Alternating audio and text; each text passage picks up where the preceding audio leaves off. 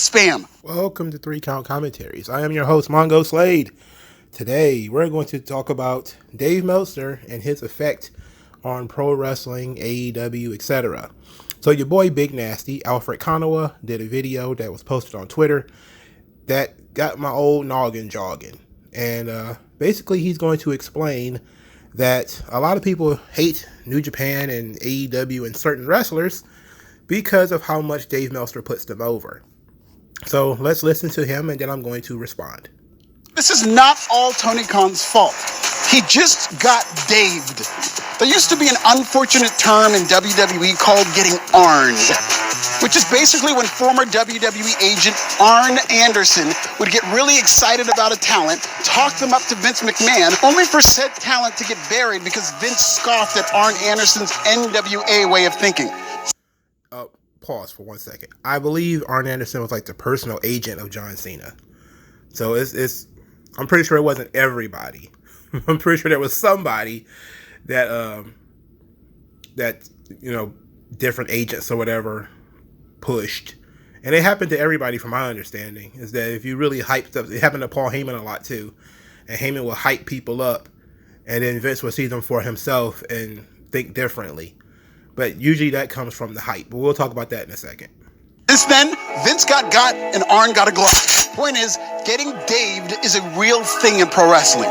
Dave Meltzer has become a hated figure in the wrestling media, and rightfully so. He only has smoke for Twitter trolls whom he knows he can beat in a debate sometimes. He loves telling people they don't read. Like, look at this. This is only the past couple of months, by the way. You could do an hour-long thread of Dave telling people they don't read in the month of July alone. Like it's Will Ospreay versus MJF. I got a question. If they don't read your little newsletter, why are you reading their little tweets? If they don't read your newsletter, I don't think they will follow you or even respond much to what you say. Now, some people do. I don't. He blocked me. But a lot of people are actually repeating things that they heard Dave Meltzer say, or that was secondhand or third-hand quoted to them. Which, I know that's annoying, but that's part of being popular, is people aggregate things that you say. And they take things that you say out of context. That's just the way that's just how things work. There's nothing Dave can do about that. Is this what Twitter dementia looks like? OMG, is Dave Biden gonna have to step down too? Because of how hated Dave Meltzer is, anything he loves inherits his hate. That goes for Will Ospreay, New Japan Pro Wrestling, the imaginary 5-star scale, AEW, and Tony Khan. Tony Khan got Dave. It's not entirely true. I like this. It's a good point. This does happen. There is always going to be residual feedback when somebody of authority or perceived authority is putting over something. There's always going to be some perceived pushback. But to give you an example of what's really going on here, imagine you're watching the Food Network, right? And you're watching your favorite chef. I don't know. Who would your favorite chef be? Bobby Flay. Let's talk about it. This is the first person that came to my mind. All right. Let's say Bobby Flay is going to make tandoori chicken. And he's talking about how much he loves tandoori chicken. But it's not just how much he loves tandoori chicken or how easy it is to make or what the flavors are, what the tastes are, etc. But he's actively denigrating, let's say, sesame chicken. How sesame chicken sucks. It's terrible. I don't see why anybody likes sesame chicken. He's giving sesame chicken, regardless of who makes it, low ratings. And eventually you're going to be like, wait a minute, I like sesame chicken. I may like tandoori chicken too, but I like sesame chicken. Like, what's going on here? What is your agenda against sesame chicken? You will start asking questions. It's the same thing in music. If somebody was on MTV putting over their favorite band or rapper, and they were not just putting over their favorite band or rapper, but also denigrating yours. Like, Dave Meltzer has said some terrible things about people's favorite wrestlers. He has pretty much said that wrestlers that people thought were just plain awesome, like Psycho Sid or The Ultimate Warrior, he was calling them names, trash talking them. And you're like, wait a minute. That's different, right? When you say, it's one thing to just give Kenny Omega matches high ratings and then that's it. I'm looking at things and he reminds me of Ricky Steamboat or whatever the case may be. It's another thing for you to anabolic warrior, Psycho Sid sucks, or this guy sucks, or this guy's no good, blah, blah, blah, blah, blah. Because then that's when people are going to start backlashing. That's when the response is going to come in. Because it's not just that you as a tastemaker or you as a person who has some kind of perceived importance in the wrestling media, try to push down what I like. And nobody wants to deal with that. It's one thing for you to tell me what you like. I can't complain about what you like. I may not want to hear it. Can't really complain about it. But it's one thing for you to tell me that what I like sucks. And that's why I understand when AEW fans get in my comment section and attack me. Again, I don't block anybody. I don't, delete any comments. They end up deleting their own comments for some reason. Or they come after me on Twitter or something. Or they email me, which is even worse. Because I don't like something that they like. Because I give my opinion the same way Meltzer gives his. I actively talk about things that I don't like. And I actually talk about things that I do like. And I try to be fair, But Meltzer can like whatever he wants. Tony Khan is not getting heat because Dave Meltzer likes him. That is not what's happening. And the last time with Tony Khan. What's happening with Tony Khan is Tony Khan has started talking. When Dave Meltzer was putting Tony Khan over, there wasn't a lot of Tony Khan talking. There was a lot of Cody Rhodes talking, and people got tired of Cody. And they were saying to themselves, oh my God, every time you turn around, Cody is standing up talking about how different AEW is from WWE, or he's taking a shot, because sometimes the Young Bucks take shots. And people get sick of that. They roll their eyes at that. That kind of grates on people. CM Punk started doing it. People started really not liking CM Punk. Now, Tony Khan's doing it himself. He's going out here making all these comments, and people are now starting to attack him and attack his record and attack his booking and attack him personally. And again, this whole thing about, Cocaine Khan and all that kind of stuff, that stuff came when Tony Khan started opening his mouth, getting in front of the camera, and trying to be a personality. Even if he's just trying to be an executive. A lot of the dislike for Tony Khan came when he started trying to be a personality. When he was doing that really terrible Vince McMahon impression in TNA, it was awful. It was cringe. It didn't make TNA look strong. It didn't look like a good partnership. It was terrible. And to this day, AEW fans will swear up and down that TNA and AEW had a great relationship because Kenny Omega came in and beat everybody and left with the belt and didn't drop the belt on their show and didn't even drop the belt to a TNA wrestler. They 50-50 booked Christian and Kenny Omega. That's what they did. But they completely ignore that Tony Khan himself was on TNA, denigrating TNA, and there was no comeuppance for it. It led to nothing. It went nowhere. He didn't lift TNA up. And some people who were watching that, like me, noticed that and mentioned it. Like, he's not good at performing. He's not really all that great at booking. He can throw around money, which is good.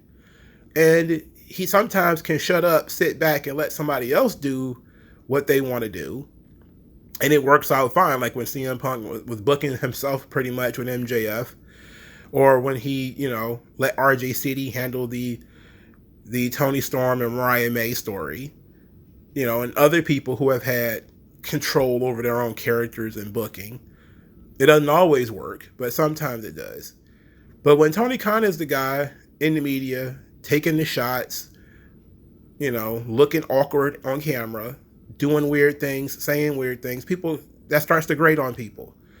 It's not that, well, Dave Meltzer loves this guy so much, he didn't do anything wrong. It's like, no, people saw him hugging wrestlers and was like, man, that's weird. Wrestlers putting their gimmicks on his head and glasses and stuff, and they're like, okay, that's weird. They see Tony Khan, wearing the Antonio Inoki sash. I'm like, man, that's weird. And all these weird things started to stack up, and now people are kind of like, you know what, that Tony Khan, a little too weird for me, a little too involved. Don't really like that guy. And a lot of people who don't really like him, it's not that they don't like him, it's they think that he's a dork. And being a dork, there's nothing wrong with that, but dorks do get bullied. You know, some people like to pick on folks that are, weaker than them or perceived to be weaker than them. But this is not because Dave endorsed him, nobody likes him.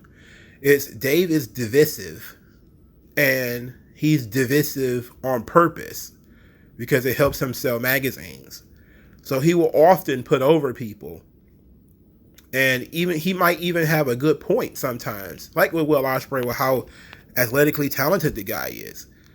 But if he's, denigrating other people to put over Will Ospreay, that's going to be a problem. It doesn't matter how good you think Will Ospreay is.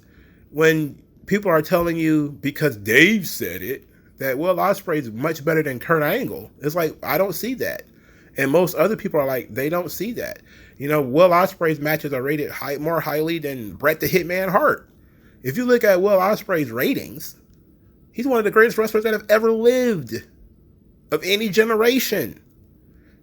And most people are looking at that and saying, nah, I don't buy that. But it's not, but people can just walk away from that part of it. Like, oh, Meltzer just really likes Will Ospreay. It is what it is. But when you actively see him trashing other people, I believe, I forget who it was that he said was, I think it might have been Kenny Omega, that, oh, he's better than Shawn Michaels in his prime, or something like that. And then people are like, what? It's like, okay, so you've created this divisive narrative that now people have to defend Shawn Michaels. Now people have to, when you say this guy is much better than that guy ever was, now you have to, the people who are fans of that guy or people who grew up watching that guy are going to start defending that guy. Whether it's Ricky Steamboat, Randy Savage, Shawn Michaels, Bret Hart, Kurt Angle, it doesn't matter who it is. Eddie Guerrero, Rey Mysterio, it doesn't matter who it is. Undertaker, Hulk Hogan needs to be defended a lot. The Ultimate Warrior said. There was recently a thread on Twitter about a guy who talked about his newfound love for Lex Luger, because the internet for decades told him that Lex Luger sucked. So when he went back and watched old WCW, he found that he really enjoyed Lex Luger matches. And it's like, yeah, that's the kind of issues that we have here, is that the internet tells you somebody is terrible. They tell you that somebody sucks. And you just believe it because you never watched it yourself. You never went back and looked to see if you really enjoyed that guy. And then you go back and you look and you say, wait a minute, I was wrong. This guy rules. Maybe he's not as technically proficient as some other people, but the crowd was into his matches. I was into it. He was believable as a character. Had some really huge moments. I like Lex Luger. And then you get turned around and a bunch of people tell you how he's a talentless hack with inflated muscles and all this crap. And you're like, whoa. I didn't know this was going to be a divisive subject, But that's how it works for so many people. They get told that somebody like Sid sucks. Somebody like Ultimate Goldberg, he sucks. He's terrible, blah, blah, blah, blah. And then you go back and you watch and you're like, wait a minute, he wasn't that bad. Compared to, again, some guys today, he wasn't that bad. And then you find yourself in an unenviable position of having to defend somebody, and it kind of puts you in a bad state of mind when it comes to defending somebody that you like versus somebody that you might not even have anything against, but you start looking for reasons to not like them, or you start looking for issues, And there's a lot of things that you can just ignore that people end up bringing to the forefront because of the desire to defend them. Like the Young Bucks, for instance, to give you a good example. Most people can just ignore the Young Bucks. They get really high ratings for Dave Meltzer. Nobody really cares.